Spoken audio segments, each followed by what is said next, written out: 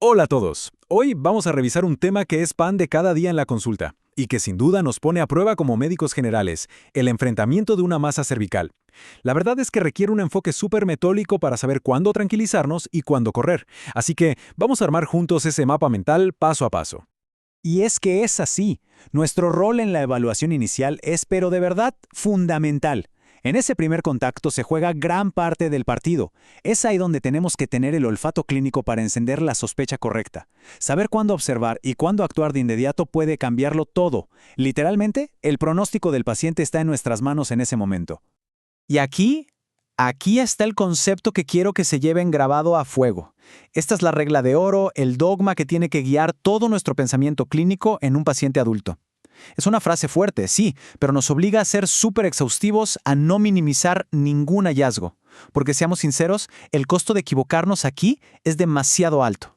Bueno, para ordenar esto de forma bien estructurada, vamos a seguir esta hoja de ruta. Primero, el enfoque inicial. Después, las dos claves maestras, edad y localización. Luego, revisamos los diagnósticos diferenciales. Nos vamos a detener en esa regla de oro para adultos y al final cerramos con un algoritmo de manejo súper práctico. ¡Empecemos! Perfecto, vamos al grano.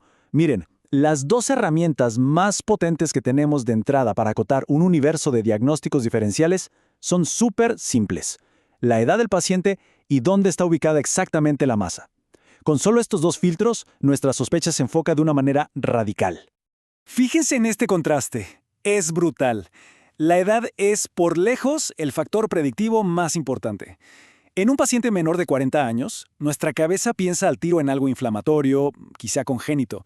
Pero apenas cruzamos la barrera de los 40, la balanza se inclina pero de forma dramática hacia lo neoplásico. El chip mental nos tiene que cambiar por completo. Y la anatomía. La anatomía nos habla. Si palpamos una masa en la línea media, tenemos que pensar en tiroides o en un quiste tirogloso. Si estamos en el triángulo anterior, aparecen los quistes branquiales, la patología de la glándula submandibular. Y ojo, mucha atención con el triángulo posterior. Es el territorio clásico de las adenopatías por mononucleosis, sí, pero también es el sitio predilecto para las metástasis de tumores de la nasofaringe. Ahora, para que no se nos escape nada, organicemos este universo de posibilidades según su origen. Vamos a revisar las causas congénitas, después las inflamatorias y, por supuesto, el grupo que más nos preocupa, las neoplásicas. Las masas congénitas, como dice el nombre, vienen de restos del desarrollo embrionario. Y aunque uno las asocia a niños, a veces se quedan silentes y no dan la cara hasta la adultez joven. Pensemos en estructuras que simplemente no desaparecieron como debían cuando se formó el cuello. Y aquí tenemos un signo clínico de semiología clásica elegante y con un valor diagnóstico altísimo. Este es un dato clave, de esos que preguntan en el EUNACOM. Si palpamos una masa en la línea media y ésta sube, asciende, cuando el paciente traga o saca la lengua, estamos con un 99% de seguridad ante un quiste del conducto tirogloso.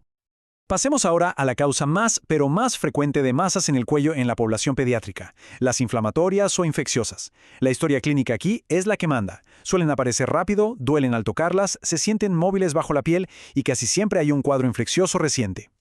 Pero claro, no todas las infecciones son iguales. Una mononucleosis por Epstein-Barr, por ejemplo, típicamente da ganglios en el triángulo posterior. La bacteriana es mucho más escandalosa. Suele ser de un solo lado, con la piel roja, caliente y puede que hasta fluctúe. Y no nos olvidemos de la tuberculosis ganglionar, la escrófula. Esa es más crónica, no duele, y con el tiempo se adhiere a la piel y puede abrirse, fistulizar. Y ahora sí, nos movemos al escenario que nos genera más alerta como médicos generales. El paciente adulto con una masa en el cuello que no se va. Aquí es donde nuestro índice de sospecha tiene que estar simplemente al máximo. Quiero que miren bien este número, 80%. Es un número impactante y por suerte fácil de recordar. Es la base de la famosa regla de los 80, una herramienta que nos ayuda a internalizar qué tan probable es que estemos frente a algo maligno en este contexto. Y este gráfico lo deja clarísimo. Pensemos que es como un embudo. De las masas persistentes que no son de la tiroides en un adulto, el 80% son tumores. De esos tumores, el 80% son malignos. Y de esos malignos, el 80% son metástasis de un cáncer primario de cabeza y cuello. O sea, el camino diagnóstico casi siempre nos lleva a buscar un tumor primario oculto por ahí. Y cuando palpamos un ganglio sospechoso, nuestras manos nos dan pistas súper valiosas. Una metástasis de un carcinoma espinocelular se siente dura, como una piedra, y está fija, no se mueve. En cambio, un linfoma se describe clásicamente como de consistencia gomosa, más elástica. Y por supuesto, la anamnesis es crucial, indagar por tabaco y alcohol para las metástasis o por los síntomas B para un linfoma. Muy bien, ya tenemos todo el conocimiento.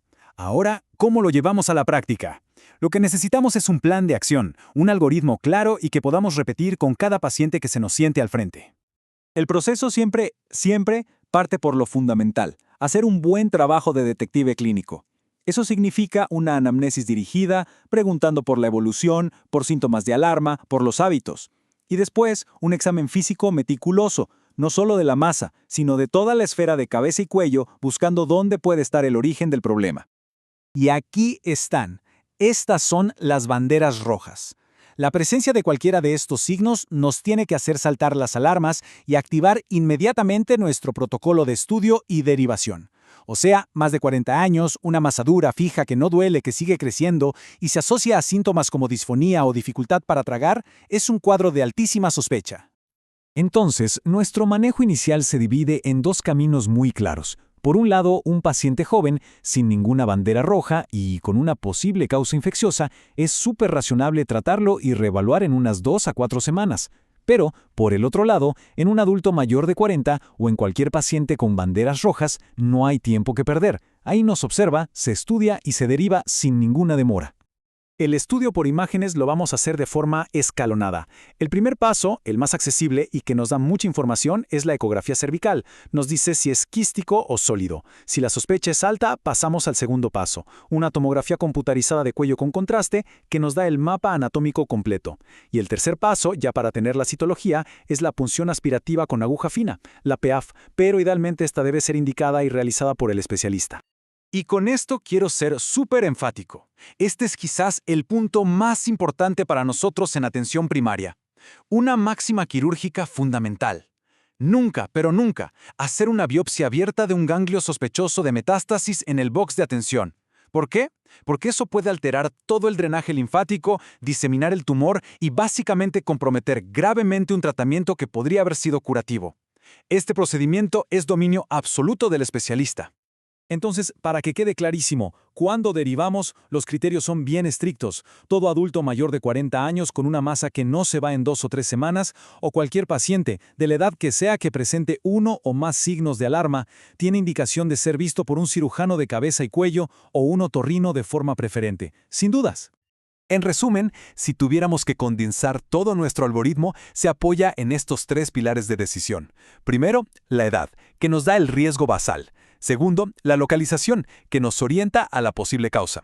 Y tercero, los signos de alarma, que nos gritan cuándo tenemos que actuar con urgencia. Con estos 3 pasos vamos a poder manejar la gran mayoría de los casos de forma segura y muy eficiente. Y para terminar, les dejo esta pregunta que en el fondo resume la esencia de toda esta revisión.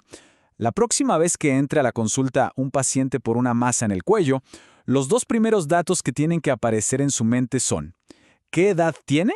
¿Y dónde está localizada la masa? Esos 2 pensamientos iniciales van a definir todo el camino que vamos a seguir.